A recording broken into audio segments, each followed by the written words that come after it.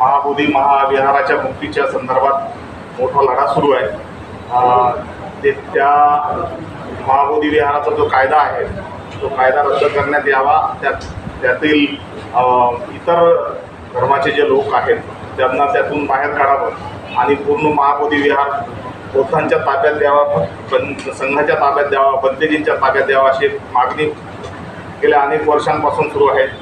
तो एक लढा मोठ्या प्रमाणात सुरू आहे। त्या लढ्यामध्ये मोठी भूमिका आपले विश्वदानंद बोधी हे बजावत आहेत। त्या लढ्याच्या संदर्भात थोडंसं बंतेजी मार्गदर्शन करतील। प्रिय जन हो, बुद्ध गया हे महाविहार राजा सम्राट अशोकाने बांधलेलं आहे।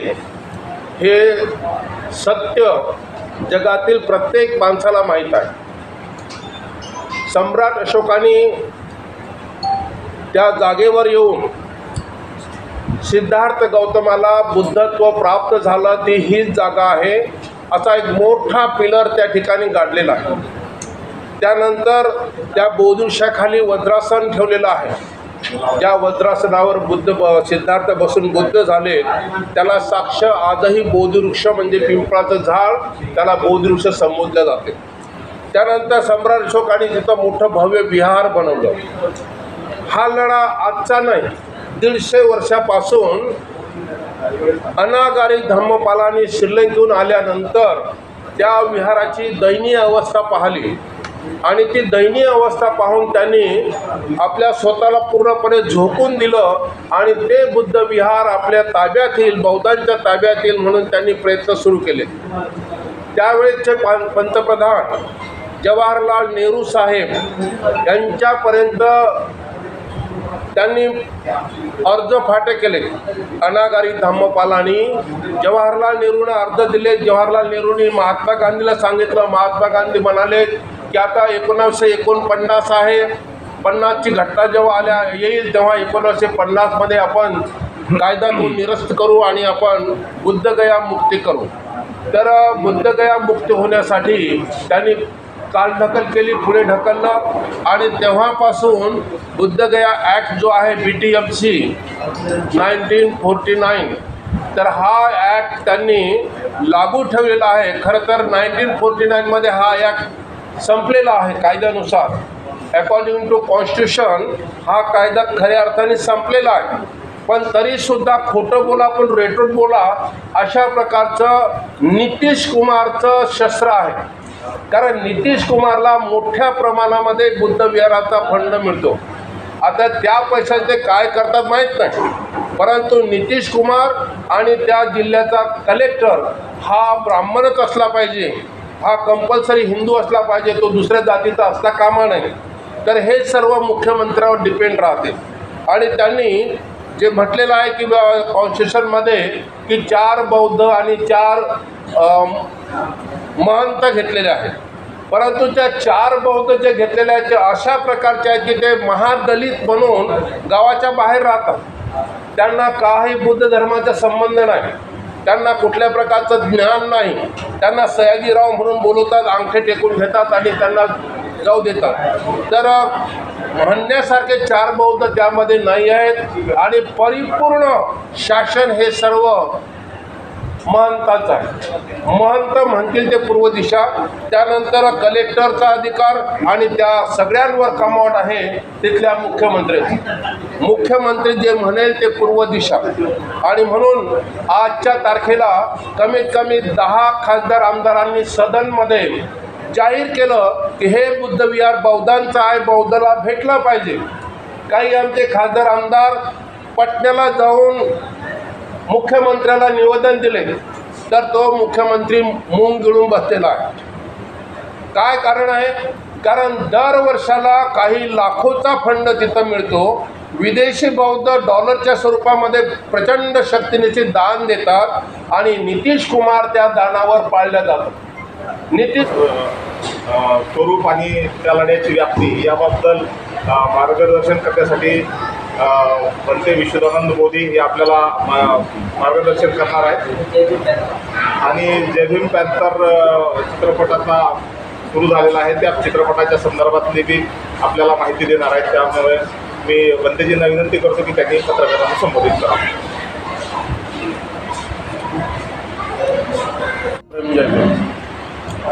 आज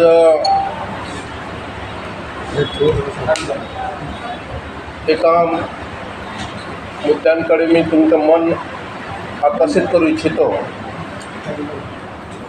डॉक्टर बाबासाहेब आंबेडकरांनी जो संघर्ष सुरू केला, शिका, संघटित व्हा, संघर्ष करा, आपल्या हक्कासाठी लढा, परंतु इथं हे सर्व करणं इतकं सोपं नव्हतं, फार अवघड होतं. आणि म्हणून काही आमच्या कार्यकर्त्यांनी मुंबईमधून ब्लॅक पॅन्थर काही संघटनाचा अभ्यास केला आणि जन्माला आली ती दलित पॅन्थर. कारण आपण सर्व इथं दलित होतो, म्हणून दलित पॅन्थर नावाची संघटना उदयास आली. आज जो चित्रपटाची आपण चर्चा करणार आहोत, जय भीम पॅन्थर, तर तो याच चळवळीवर आधारित आहे. सुरुवातीलाच बाबासाहेबांनी धम्मदीक्षा दिल्यानंतर समाजामध्ये चैतन्य तयार झालं, समाज जागृत झाला आणि बऱ्याचशा काही जुन्या प्रथा होत्या, जसं जनावर ओढून नेणं, त्याचं मांस खाणं, जुन्या चालीरीती, रूढी, परंपरा टिकवून ठेवणं, ह्या अनंत अशा प्रकारचे काही समाजाला लावलेले महाभयंकर रोग होते. आता यातून सहजासहजी सुटका होणं शक्य नव्हतं, म्हणून काही तरुणांनी कंबर कसून जी संघटना उभी केली, जय भीम पॅन्थर म्हणून. तर पॅन्थर म्हणजे खवळलेला चिता, रागावलेला चिता, आक्रमक चिता. तर अशा प्रकारच्या पॅन्थरच्या नावाखाली मोठी संघटना उभी झाली आणि त्या संघटनेनं सुरुवातीला त्यांच्याकडे कुठलेही पैसे नव्हते, संघर्षासाठी कोणते साधनं नव्हते, त्यांना कुठं गावोगावी फिरायला काही व्हेकल्स नव्हत्या, तरीसुद्धा पायी चालत ज्या गावामध्ये आंदोलन झालं, ज्या गावामध्ये काही मारपीट झाली, ज्या गावावर अन्याय अत्याचार झाला, त्या ठिकाणी धावत जाणे, बाबासाहेब जयंतीला काही अडथळे आले त्या गावात धावत जाणे आणि तिथल्या लोकांना न्याय देण्याचं काम जय भीम पॅन्थर या चित्रपटातून आपल्याला पाहायला मिळतं. तर कार्यकर्ता कसा तयार होतो, कार्यकर्त्यामध्ये कशी प्रेरणा जागते आणि त्या प्रेरणेला प्रेरित होऊन तो स्वतःचं लग्न विसरतो, स्वतःचं घर विसरतो, एखाद्याला मुलबाळ झालं असेल तर तो पोरांचं नामकरण विधी विसरतो. तर अशा प्रकारे पूर्ण झोकून देऊन अतिशय तन मन धनाने त्या संघटनेत काम केलं गेलेलं आहे. तर ही पहिली संघटना की ज्यांनी पूर्ण झोकून दिलं आणि बेभान होऊन काम करत राहिले. नंतर हिंदू सुवर्णांमध्ये साम दान दंड भेदची प्रथा आहे. कशा प्रकारे संघटन फोडायचं हे कौशल्य त्यांच्यात आहे आणि मग त्या पद्धतीनं कशा प्रकारे संघटन फोडलं जाते, कशा शंका केल्या जातात एक दुसऱ्यावर आणि कशा पद्धतीनं मग ती संघटना नष्ट होते हे पण त्या चित्रपटातून दाखवण्याचा प्रयत्न केला. आणि आज खूप मोठ्या प्रमाणात नेते मंडळी जन्माला आलेली आहे. बाबासाहेब म्हणायचे की घराघरात नेता तयार होईल आणि त्या पद्धतीने आज घराघरामध्ये नेता तयार झालेला आहे. पण जी ताकद त्या पॅन्थरमध्ये होती, जी शक्ती होती, ज्या शक्तीने ते काम करायचे ती शक्ती राहिली नाही.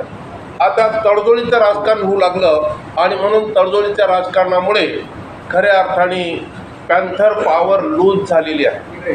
तर ही पॅन्थर पॉवर परत गतिमान व्हावी म्हणून भिक्खू संघाची हे उदात्त इच्छा की ही पॅन्थर चळवळ आणखी परत जोर धरावी त्यांचा धाक लोकांमध्ये यावा की ही संघटना अन्यायाच्या विरुद्ध वाटेल ते करायला तयार असतात, स्वतःचा जीव द्यायला तयार असतात.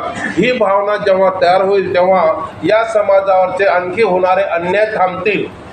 आजही जातीभेदाचे चटके सोसावे लागतात. आजही नवरदेवाला घोड्यावर बसून गावातून जाता येत नाही.